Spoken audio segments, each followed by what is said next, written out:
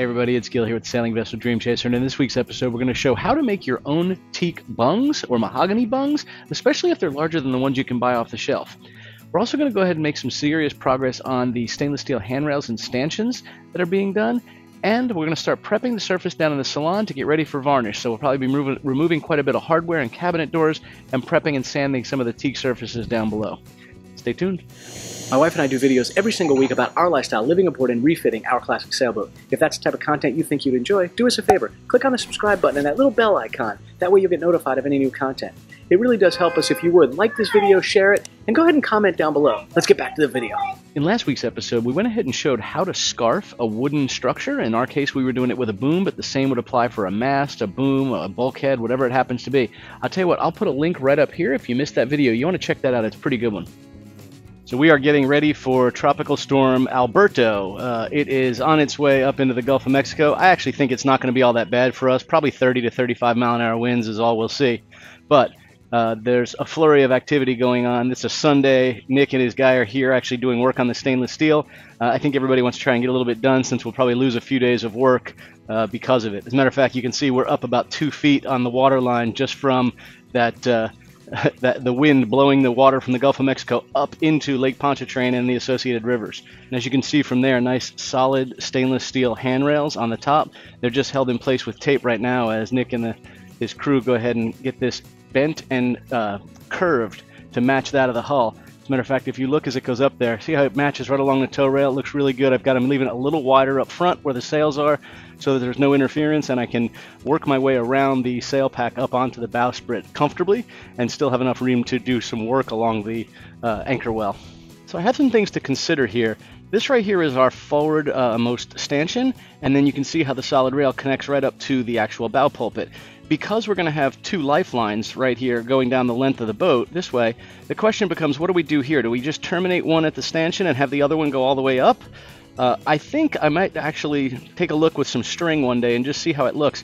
I may actually consider taking both of the lines that go through this forward stanchion here and having them come together to that single point up on the bow pulpit.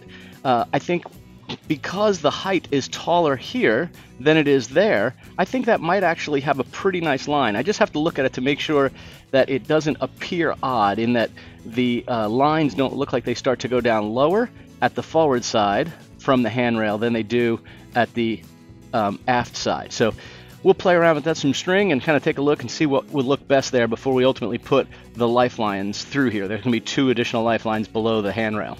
There you go. It really has a good look to it. I think it gives the boat a very interesting line. And the nice thing is because it all curves to match the tow rail, it doesn't change the overall look of the boat itself, which is really important to us. I'm just holding the camera right about eye level so you can get a sense for how these look. Forgive the broom, it's holding the lines there. But even here you can see we wanted to curve this and get the shape of the actual boat, but again I wanted it to give me a little extra space around the sail pack so I can get up onto the bow pulpit, and I think he's done a really nice line here. It's good and symmetrical between this side and the other. You can kind of see what it looks like dead center. And he's going to fix the bow pulpit. It's a little crooked, so he's going to put some welded supports on there as well. It's time to go on down below and start doing some sanding. I'm using the air sander on a palm sander along with a hose that comes off of that and is connected to my fine dust collection system to keep the dust down. I've done this, all of this section right up to here, and I'm just going to kind of keep on going. Nice thing is I can sit right here.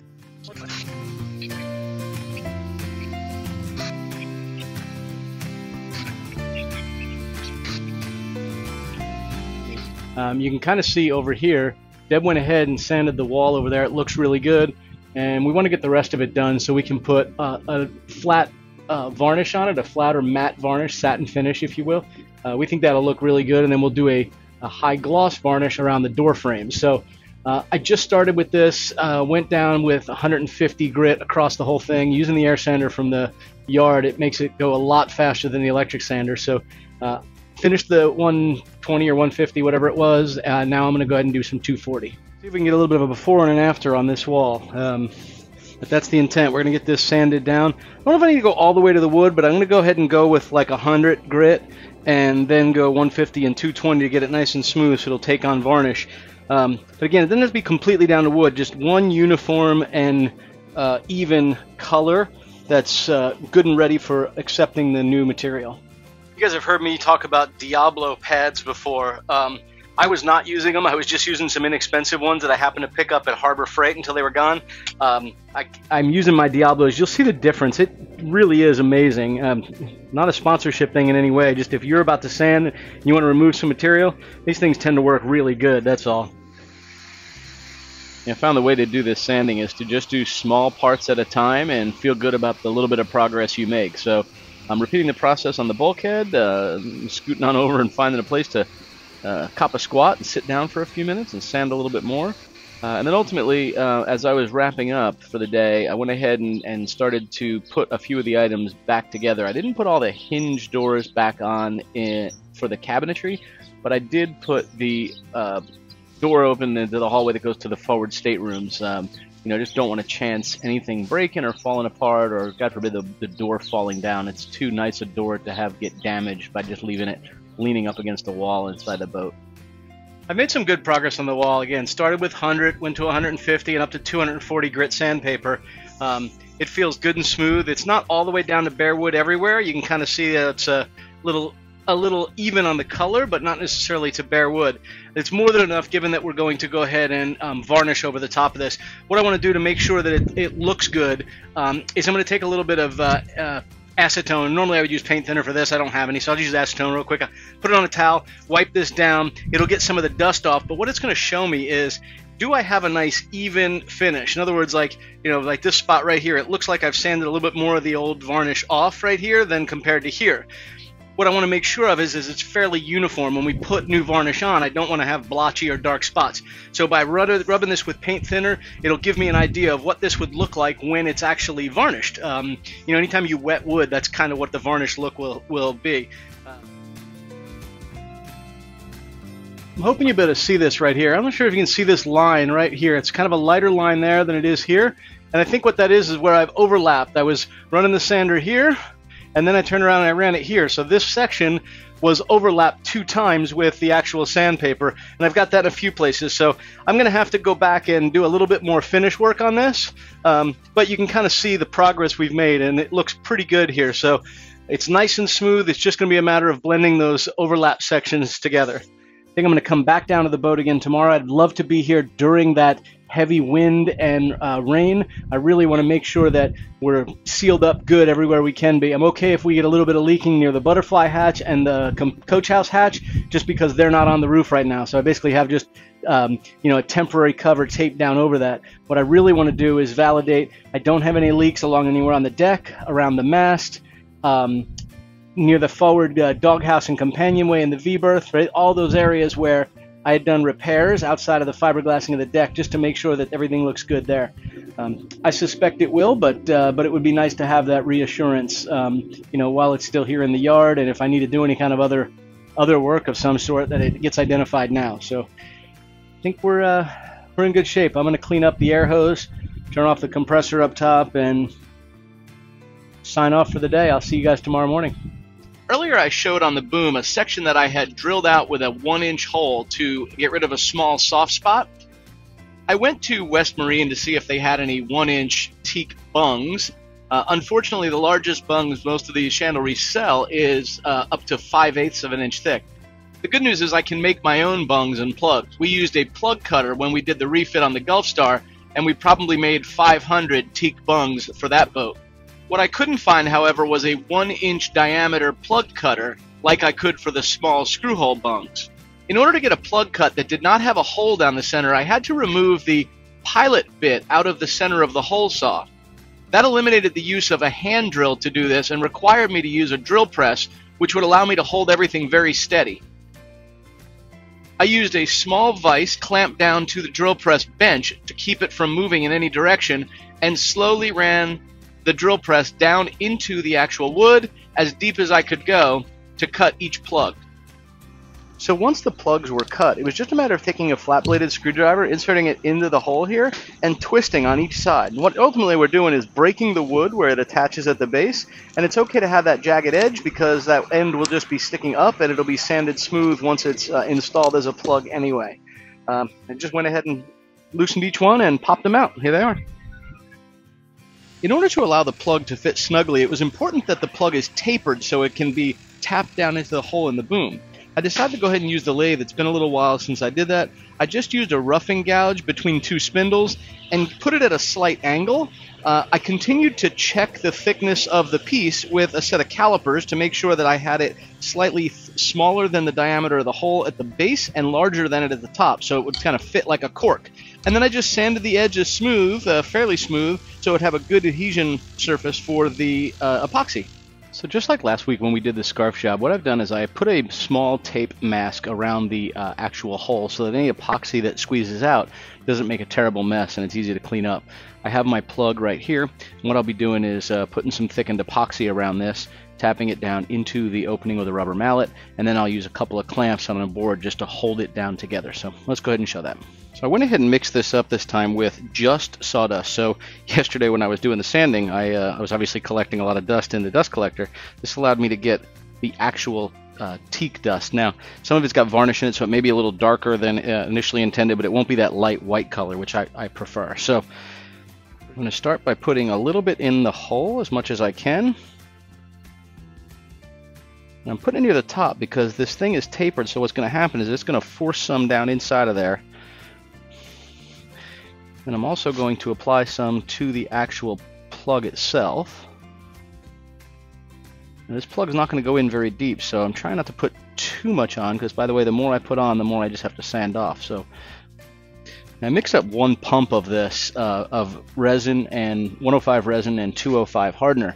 You know, it's the smallest amount I can mix that's still good as far as the right ratios. So that's what we did. Now it's just going to be a matter of tapping this lightly. You notice I put the tape around this just realized a little silly thing I should have done, and that was align the grain better. Now that I'm looking at it, the grain's going to be off a little bit. Doggone it. So now I'm going to just take a couple of clamps here to hold this together. And I don't have to crank this down real tight. This is just to keep nice even pressure on this while this cures. So for an hour or so, and this will be more than enough. The good news is it's just a small point there, so if any epoxy touches this and the other piece, I can just take a little mallet and tap it right off of there. But anytime I do mix epoxy, I always have a secondary place that I think I might need it, so if I can, so I can use the rest of it. So I have a small place on my rub rail that I'm going to go ahead and apply this real quick. So you can see I already taped this off because I knew if I had some extra, I wanted to know the spot that I would use it. And I'm really just pushing this into a small crack I have here on this piece of rub rail. You'll notice just like you would spackle something, I'm using the little popsicle stick here, the mixing stick, to push this down into the crack. I think enough time's gone by to go ahead and check this plug we've made. We'll go ahead and take the clamps off and go ahead and sand it down. Looks pretty good. We'll just go ahead and get this sanded down.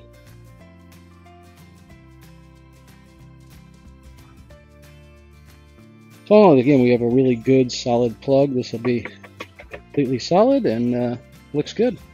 Like I said, my one big flaw here is I should have twisted this and lined up the grain, and that's an amateur mistake, but it is what it is. I wasn't going to try and pull it out while it was still epoxied in there.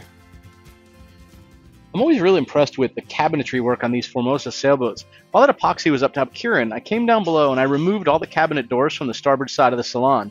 In addition, I removed every one of the small bronze hinges. There's 2 hinges per door, and amazingly enough, every one of them are hand chiseled into the frame so that when the doors close, they close flush without a large gap between them. So I went ahead and removed all of these, and then also just started sanding to get the majority of the finish off the walls. This is not going to be the final sand, but getting a good portion of it off. We're talking to Nick about also maybe fabricating us another handrail that goes along the back at the same height as that, right? So essentially it would be, you know, hip height here. That way, if you're sitting on a bench here, you could lean up against it. It would be nice and comfortable. Feel a little bit more secure with the little one potentially not falling out. Would split the difference in that with a solid cable lifeline, just like we would have up front. The thought, though, really is how do we minimize the cost on this, but still have it really look good? So what we're thinking is we can reuse our old stanchion bases and our old stanchions themselves. Essentially, what we would do is drill a hole through this top handrail and mount the stanchion base on the bottom. So essentially it would go down through this rail and up top. And then Nick would use those. He would cut a cup shape at the top that the rail would be welded into, and he would, just like in all the other ones, drill a hole and put a tube through it. So I think that makes sense. The challenge we'll then have is we have to figure out what we're doing with all the bimini frames. That's going to be impacted a little bit. A lot to think about, but that's for another day. I made good progress today. I got that boom fixed, got it plugged, worked with Nick on a couple of ideas around the stainless steel stanchions, especially around in the cockpit. We got to get a price and debate whether or not we do that. And I made some pretty good progress down below, prepping the area in the salon for ultimately getting some varnish on it. You saw I got all the hinges off and the doors and got the framework all sanded down to 220. I really want to go back over the teak bulkhead walls again. I had done them yesterday thinking I would just blend them in and they would be good enough. But I really think I want to go all the way down to wood. It seems silly not to do it all the way down and really kind of make it look right. I was afraid it might look a little blotchy if I put varnish on top of an area that wasn't sanded all the way down to the same coloration because it was down to the bare wood. So I started doing that today. I ran out of 100 grit sandpaper, which I'm using to cut through any varnish that's left. So I still have a lot more work to do. The good news is I got some of it off. I just need to sort of clean it up the rest of the way. But I'm going to have to get some more sandpaper. So I'll be using those links I always had down in the descriptions below and order me another 50 pack of those Diablo sanding discs. Those things work really well. Okay, so in this week's episode, we're going to do some sanding down on the interior of the staterooms and the God damn it. Nice solid With that, I hope you guys enjoyed this week's video. I'm going to drink some water and call it a day.